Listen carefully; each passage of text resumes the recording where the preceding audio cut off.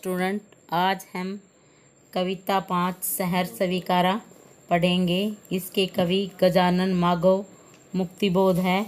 इस कविता में कवि ने उस विशिष्ट सत्ता को संबोधित करते हुए कहा है कि जो भी मेरे जीवन में कुछ भी है, सुख है, दुख है, राग है, विराग है, सहर्ष सहर्ष मैंने अर्थात खुशी खुशी स्वीकार किया है। जिंदगी में जो कुछ है, जो भी है, सहर्ष स्वीकारा है, इसलिए कि जो भी कुछ भी मेरा है वह तुम्हें प्यारा है। गर्बीली गरीबी है, ये गंभीर अनुभव सब, यह विचार वैभव सब, दृढ़ता यह भीतर की सरिता, यह अभिनव सब मौलिक है, इसलिए कि पल पल में जो भी कुछ जागृत है, अपलक है, संवेदन तुम्हारा है।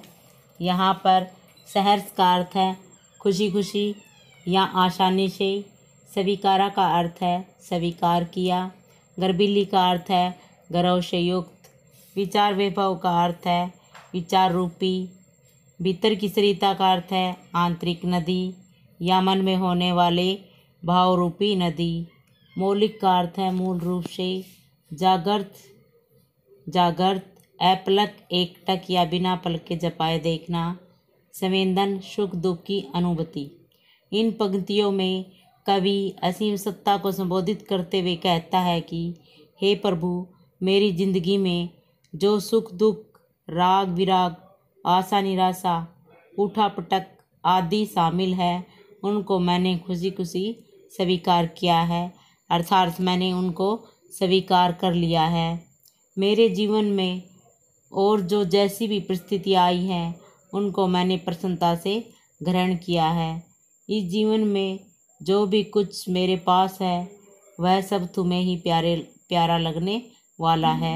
अर्थात कवि कहना चाहता है कि मैंने अपने जीवन में वह संचित किया है जो आपको भी प्रिय लगे, अर्थात आपको भी प्यारा लगे।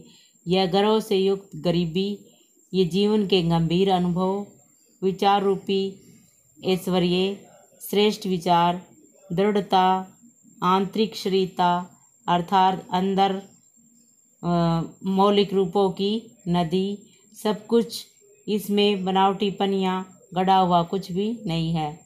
कवि कहते हैं कि हे प्रभु, इस जगत में प्रतिफल जो भी कुछ दिखाई देता है, जो भी कुछ प्रकाशित होता है, वह जो भी कुछ दिखाई नहीं देता, अर्थात यह गोचर अगोचर जगत में तुम्हारी ही संवेदन है, तुम्हारे ही सुख दुख की अनुभूति है, जो दृश्य रूप में प्रतिक्षण आँखों के समक्ष रहती है।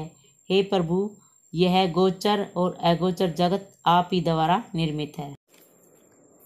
जाने क्या रिश्ता है, जाने क्या नाता है, जितना भी उड़ेलता हूँ भर भर फिर आता है। दिल में क्या झरना है, मीठे पानी का सोता है, भीतर वह ऊपर तुम, मुस्काता चांद जो धरती पर रात भर, मुझ पर त्यों तुम्हारा ही खिलता वह चेहरा है। यहाँ पर उड़ेलता हूँ का अर्थ है बिखेरता हूँ, अर्थात खाली करता हूँ।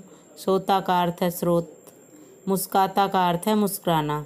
कवि इन पंक्तियों में कहते हैं कि हे प्रभु, मैं नहीं जानता कि आपके साथ मेरा क्या नाता रिश्ता है, मेरा आपसे क्या संबंध है, अर्थात मेरा आपके साथ क्या अटूट संबंध है। दिल में न जाने कौन सा प्रेम रूपी झरना है, जो मैं इस झरने को जितनी भी बार खाली करता हूँ, यह बार बार अपने आप पर उतना ही भर जाता है, अर्थात आपके प्रेम रूपी भाव को उतना ही शामिल करता है। कवि का अभिप्राय यह है कि आपके प्रति मेरे हृदय में प्रेम रूपी झरना प्रवाहित है, अर्थात प्रेम रूपी झरना बहता रहता है। मैं बार बार प्रयास करके इसे खाली करना चाहता हूँ, परंतु फिर भी यह भर जाता है। मैं आपके प्रति अपने हार्दिक प्रेम को कम करना चाहता हूँ, लेकिन यह कम होने की अपेक्षा और भी बढ़ता जाता है। हे असीम सत्ता, मेरे भीतर हृदय में तो मीठे पानी का स्रोत या झरना मौजूद है और बाहर तुम विराजमान हो। कवि का कथन है कि जिस प्रकार रात्रि में मुस्कुराता हुआ खिलता हुआ चंद्रमा धरा पर अपनी शीतल चांदनी बिखेरता है, उसी प्रकार हे प्रभु, मेरी आत्मा पर आपका ही चेहरा या स्वरूप खिलता रहता है। मेरी आत्मा में सदैव आपका स्वरूप छाया रहता है।